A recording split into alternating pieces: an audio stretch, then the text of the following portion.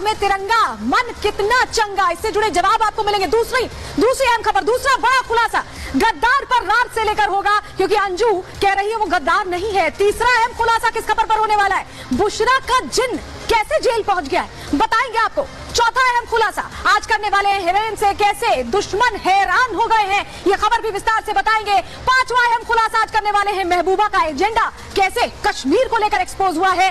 छठा बड़ा खुलासा क्या है, कश्मीर की गवाही सामने आ गई है, कश्मीर बोल रहा है, इस पर भी खुलासा करेंगे। सातवीं अहम खबर, सातवां बड़ा खुलासा दरभंगा एम्स को लेकर करने वाले हैं, जिसको लेकर दंगल चल रहा है। वहीं आठवीं अहम खबर, आठवां अहम खुलासा 28 अगस्त को जलाभिषेक की तैयारी है, उससे जुड़ी जानकारी भी आपको देने वाले हैं। लेकिन सबसे पहले बात सीमा हैदर की कर लेते हैं। हाथ में तिरंगा लिए सीमा हैदर नजर आ रही है, लेकिन मन कितना पवित्र है, क्या मन में वही भावना है जो दिखाई दे रही है। सवाल इसी को लेकर है, खुलासा भी इसी को लेकर है, और सबसे पहले आज बात उसी की करने वाले हैं, क्योंकि मन चंगा, लेकिन क्या वाकई हाथ में तिरंगा लेने से वो भावना पैदा हो गई, इस पर बड़ा खुलासा आज अंदर की खबर में करेंगे।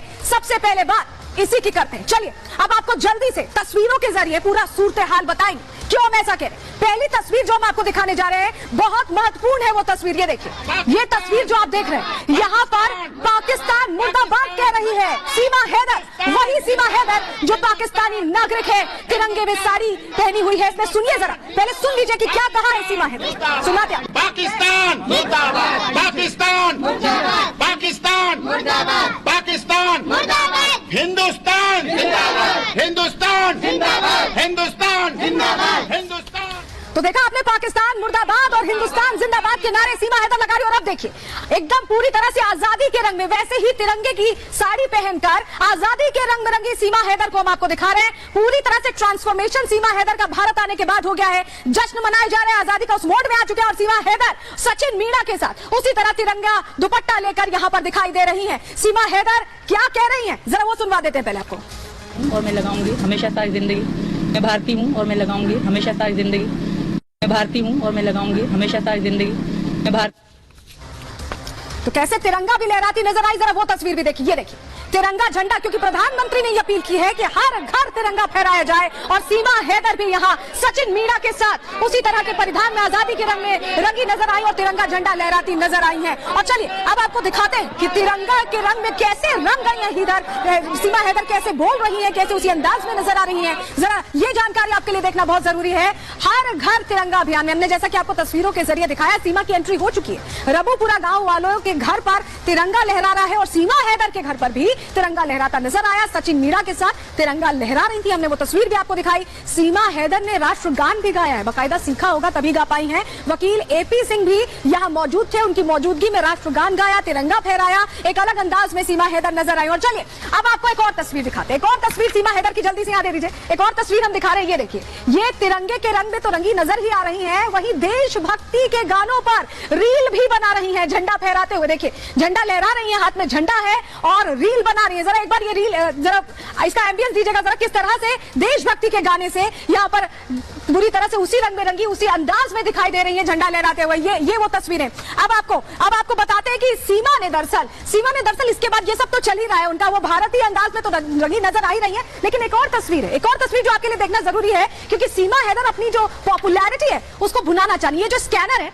यहाँ देखिए, सीमा सचिन, ये बैंक का स्कैनर है, यूपीआई आईडी है सीमा का, सीमा सचिन 20 आप देख पा रहे हैं, और इसको शेयर किया है सीमा हैदर ने अपने सोशल मीडिया अकाउंट्स पर, तमाम सोशल मीडिया अकाउंट्स पर ये शेयर करके सीमा दरअसल चाह रही हैं कि कुछ पैसा भी जनरेट हो पाए, पॉपुलैरिटी को वो भुना पाए। सीमा हैदर कई सवालों में घिरी हुई, इस बीच उन पर फिल्म बनने की बात भी सामने आई थी, आपको इसकी जानकारी होगी, और उसी फिल्म को लेकर अब विवाद खड़ा हो गया है, प्रश्न खड़े हो गए हैं। क्या है वो विवाद, इस रिपोर्ट के जरिए आपके सामने रखते हैं।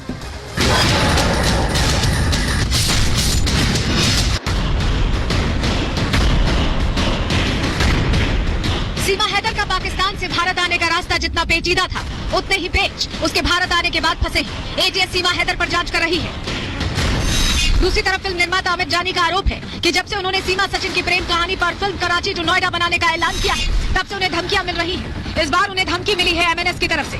ये धमकी उन्हें एमएनएस के सिनेमा विंग के अध्यक्ष अमय कोपकर ने दी है। अमय कोपकर ने ट्वीट किया है और फिल्म मेकर्स को वार्निंग दी है। अपने लंबे चौड़े पोस्ट में उन्होंने लिखा है कि किसी भी पाकिस्तानी नागरिक को भारतीय फिल्म इंडस्ट्री में काम करने की इजाजत नहीं दी जाएगी।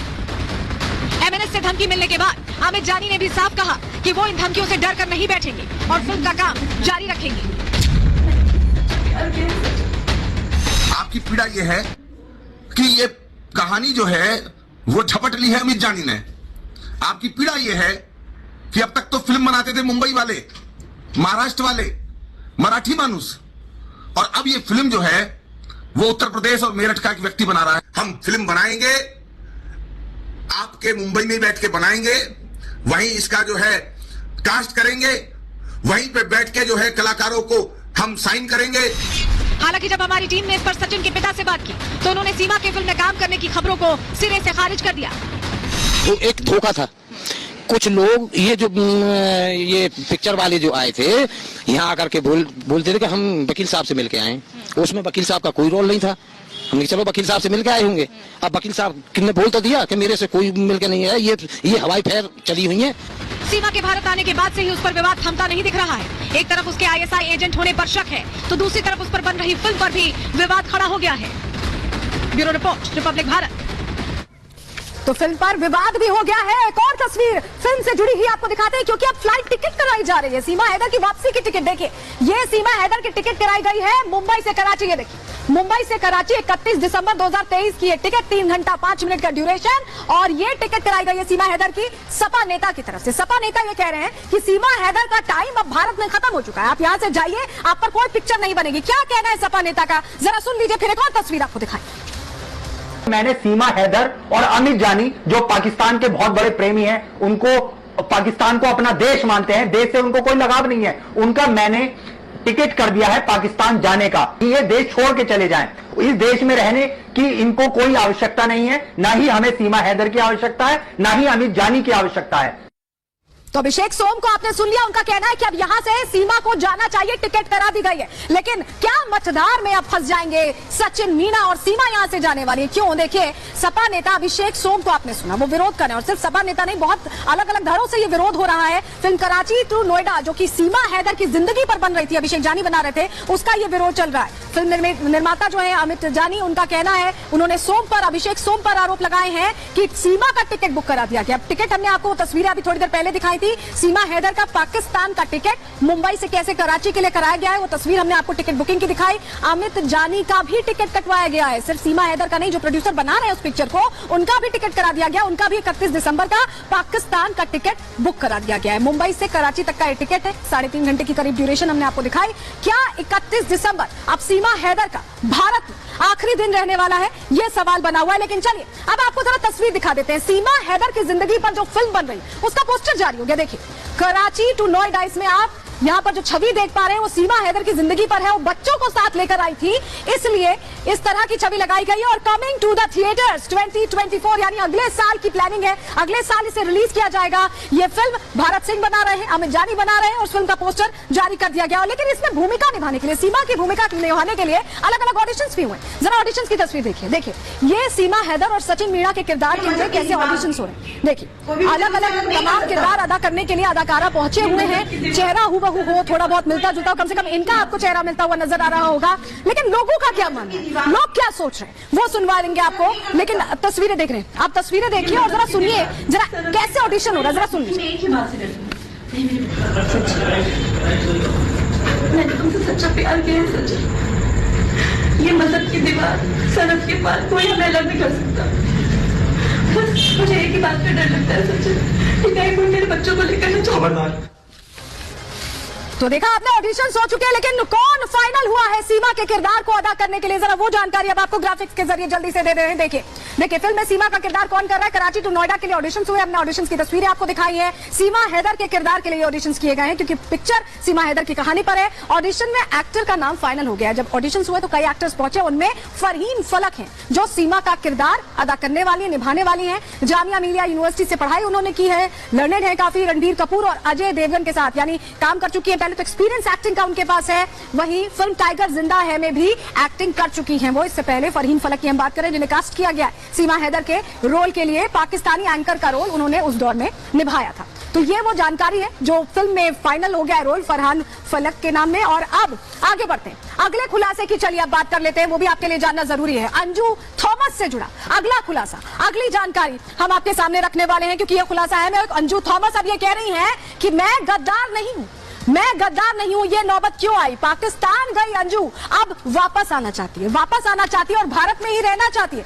ये खुलासा नंबर 2 खुद अंजू का किया हुआ है, खुद अंजू ने यह खुलासा किया है कि वो वापस आना चाहती है। चलिए अब आपको जरा जानकारी दे देते हैं, बता देते हैं कि कैसे अंजू ने ये बात कही है और इस बात के मायने कितने बड़े हैं, तब खासतौर पर जब अंजू ऐसे यहां देश छोड़कर पाकिस्तान चली गई थी। चलिए अब आपको जानकारी दे देते हैं कैसे भारत की याद अब अंजू को आ रही। अंजू के सुर पूरी तरह से बदल गए। पहले इंडिया टू पाकिस्तान गई थी तो अंजू से फातिमा बन गई थी, अब फातिमा से अंजू बनना चाहती है, वो भारत लौटना चाहती है, उसको भारत की याद आ रही है, उसे लग रहा है कि अब वापस आना चाहिए। अंजू को अपने बच्चों की फिक्र सता रही है और यही वजह है कि परिवार को जिस तरह से जलील किया जा रहा है, आज पड़ोसी जलील कर रहे हैं, उससे भी